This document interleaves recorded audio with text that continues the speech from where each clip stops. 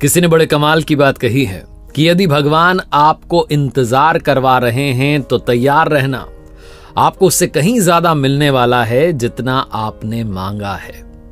नमस्ते दोस्तों, मैं हूं आरजे कार्तिक। एक बड़ी छोटी सी कहानी है।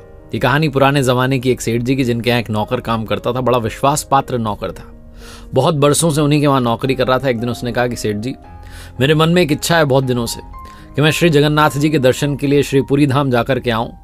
अगर आप मुझे अनुमति दें, छुट्टी दें, तो मैं श्री जगन्नाथपुरी धाम जाकर के आना चाहता हूं, भगवान के दर्शन करना चाहता हूं। सेठ जी ने कहा, अरे अच्छी बात है, जाओ, अवश्य जाओ, और ये तो मेरा सौभाग्य कि तुम जा रहे हो। अब मैं तो कभी व्यापार के सिलसिले में जा नहीं पाया, इतना मेरे पास में समय नहीं रहा। अब तुम जा रहे हो तो मैं तुम्हारे बहाने ही सही दर्शन कर लूंगा। और सुनो, मेरा एक काम करना, ये मेरे 100 रुपये लेकर के जाओ और भगवान के चरणों में चढ़ा देना, और मेरी तरफ से जो है उन्हें प्रणाम कहना। नौकर ने कहा, अवश्य, ये काम तो मैं करूंगा ही। सेठ जी ने 100 रुपये दिए, नौकर ने और रुपए अपने पास रख लिए। यात्रा प्रारंभ की। पुराने जमाने की कहानी, तो पैदल पैदल जा रहा था, पैदल यात्रा थी, कई दिन लग गए।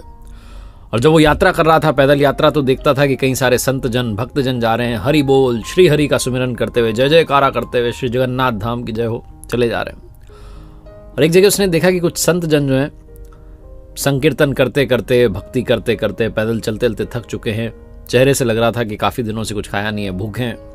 तो उस नौकर को लगा कि मेरे पास में सेठ जी के दिए हुए 100 रुपए, इन रुपयों से मैं इनको भोजन करवा देता हूं, और कुछ बचेंगे तो भगवान को चढ़ा भी दूंगा। और सेठ जी अगर पूछेंगे तो यही पूछेंगे कि पैसे चढ़ा दिए, मैं कह दूंगा पैसे चढ़ा दिए। इससे मैं झूठ भी नहीं बोलूंगा और काम भी हो जाएगा। तो उसने उन 100 रुपयों से भोजन का प्रबंध किया। 98 रुपए खर्च हो गए, 98 रुपीज, सिर्फ 2 रुपए बचे। और वो जो नौकर था वो सोचने लगा कि अब ये 2 रुपए चढ़ा दूंगा।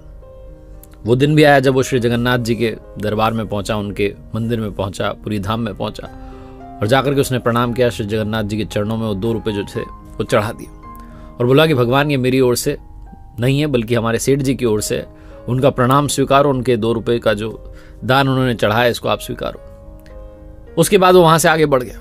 वापस उसकी पैदल यात्रा शुरू हुई, और वो ये सोचते आ रहा था कि सेठ जी पूछेंगे तो सही कि पैसे चढ़ा दिए, मैं कह दूंगा पैसे चढ़ा दिए। करीब 2-3 दिन उसकी यात्रा को हुए होंगे, वापसी वाली यात्रा को।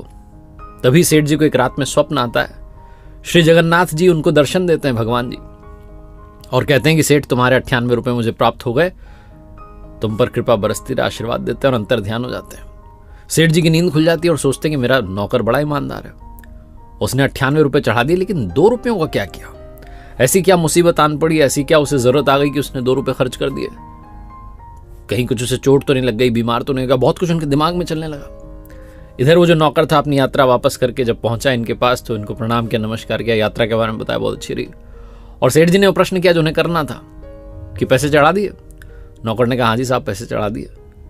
सेठ जी ने कहा, 98 रुपए ही चढ़ाए, 2 रुपयों का क्या किया? नौकर की आंखें खुली रही। कह रहा, आपको किसने बताया? सेठ जी ने कहा, मुझे स्वप्न में श्री जगन्नाथ जी ने दर्शन दिए, भगवान जी ने, और मुझसे कहा कि सेठ, तुम्हारे 98 रुपए प्राप्त हो गए।